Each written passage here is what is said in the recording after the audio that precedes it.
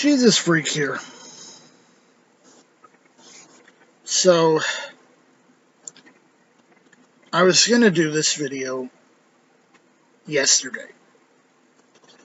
And I was doing it while I was doing some errands. And it was raining. And the rain was acting like fingers on my touch screen on my phone.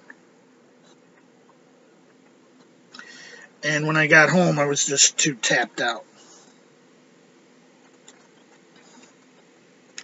Especially since I was still recovering from all the running around I did on Monday. Anyway, I'd forgotten to drop off the rent on Monday. So I had to do it yesterday, and I did it on the way to the store.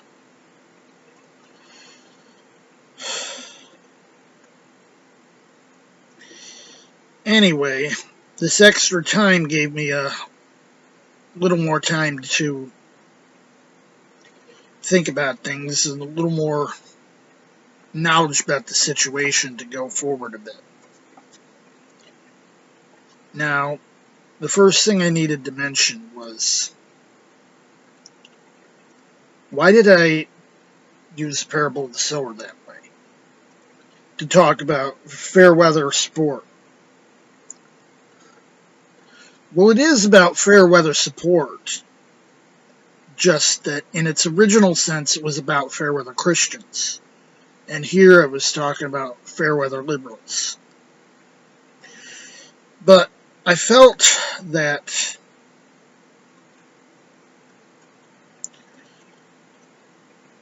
when I was trying to explain things to a friend in my chat room,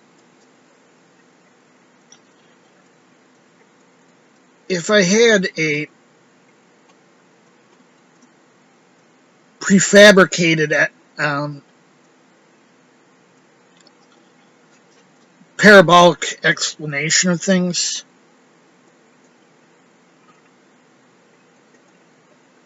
why would I need to come up with my own? I had one already, and it was, it came from Jesus Christ, so it was as good as anything.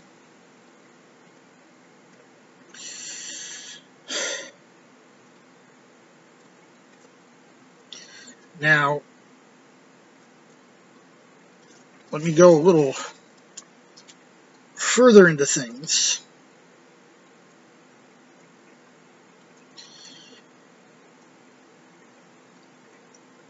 We have someone in the White House who's prone to act on fits of pique.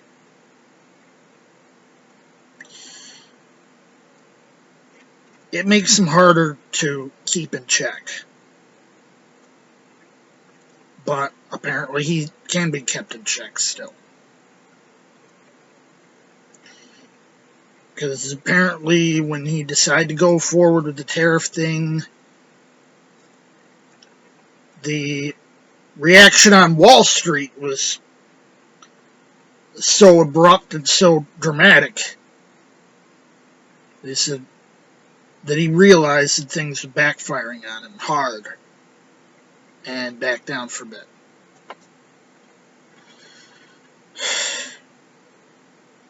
Maybe this will rein in the more extreme tendencies of him and his supporters down in D.C. We can only hope or pray,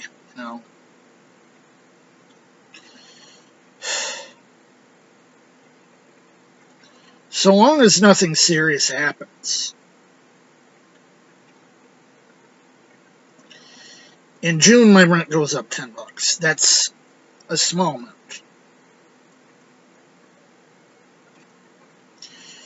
So long as the checks keep coming in, which I can't guarantee,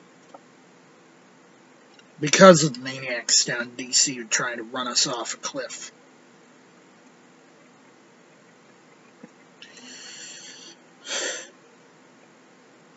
so long as they keep coming.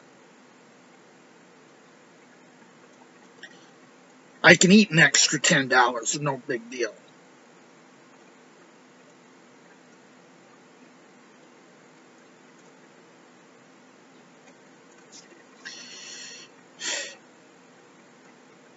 It's nothing like having to eat $150 that I did a couple of years ago. Anyway,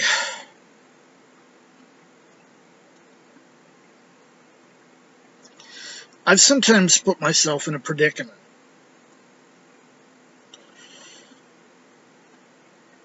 When I make a statement and I have to hold myself to it.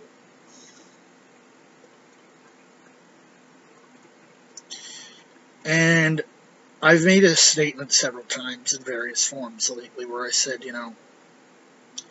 that most of the world should say, y'all want to go it alone? Fine. You can go it alone. And cut us off.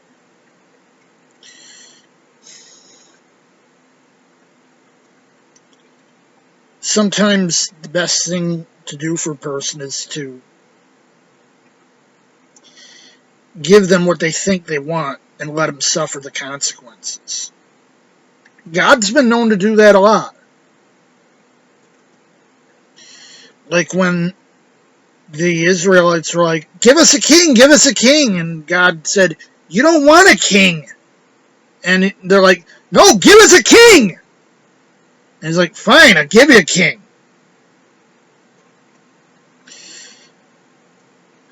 But, it was a personal rejection. He gave them what they wanted. And they were the worst for it. Sometimes that's what has to be done. But a result of that was that I said,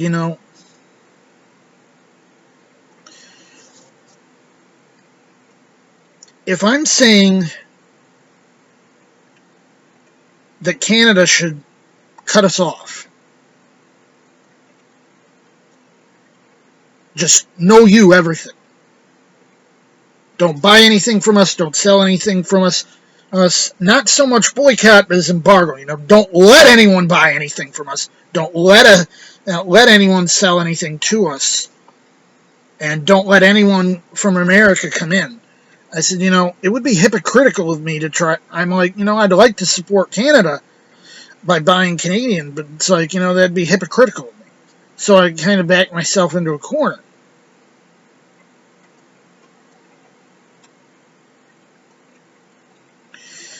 Because I got to stand by what I've been saying. The saying, stand for everything, stand for something, or fall for anything. Like Aaron Tippin, you got to be your own man, not a puppet on a string.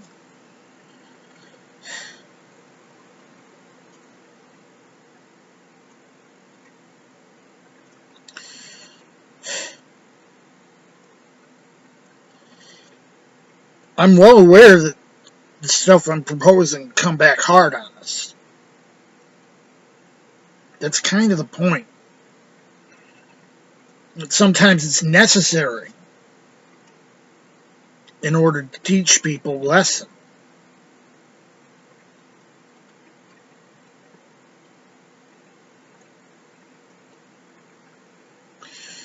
Jesus freak out.